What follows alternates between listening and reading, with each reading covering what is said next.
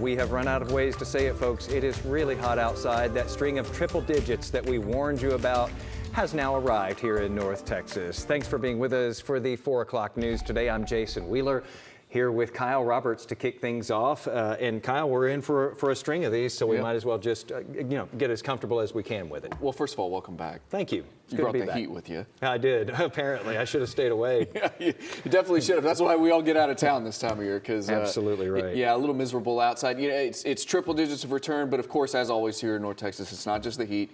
It's the humidity as well, and that's why we have that excessive heat warning in place at the moment that runs through tomorrow. I'd imagine this will get extended into Friday as well. That means those afternoon heat index values 110 or hotter all across North Texas. East Texas under a heat advisory, only going to be 105 to 110 for the heat index through the afternoon. But here in North Texas, heat index of 110 plus, and actual temperatures are even approaching 110 in some locations. You can easily see who's a little more humid and who is not as humid at this hour. West of Fort Worth, air's dried out a little bit and allowed those temperatures to really soar. I mean, 105 plus. Look at Fort Worth, all the way up to 10. That's an actual temperature, not a heat index. 107, 105 in Denton. Dallas is at 101, 101. A little more humidity across the eastern part of the area, but when you factor it in that humidity, it kind of evens everybody out. So Greenville feels like 110, even though the temperature was in the 90s. Compare that to Mineral Wells, which was, approaching 110 for an actual temperature, but the heat index only 110. So it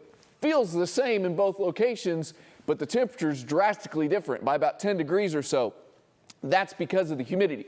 Humidity is definitely higher in Greenville than it is in Mineral Wells right now. Same thing, humidity is a little higher in Dallas, even though the heat index is slightly lower, but that's why the temperature is 101 compared to, 107 or whatever it was in Fort Worth. But a lot of places 110 plus, and that's why that excessive heat warning is in effect. So it'll still be very hot at 7 o'clock this evening, 102, only cooling off to 90 by midnight, and then temperatures in the low 80s to start tomorrow morning. Heat definitely continues. I do have a low-end rain chance for the weekend, though, so we'll talk about that, and we'll talk about these triple digits just continuing on and on coming up.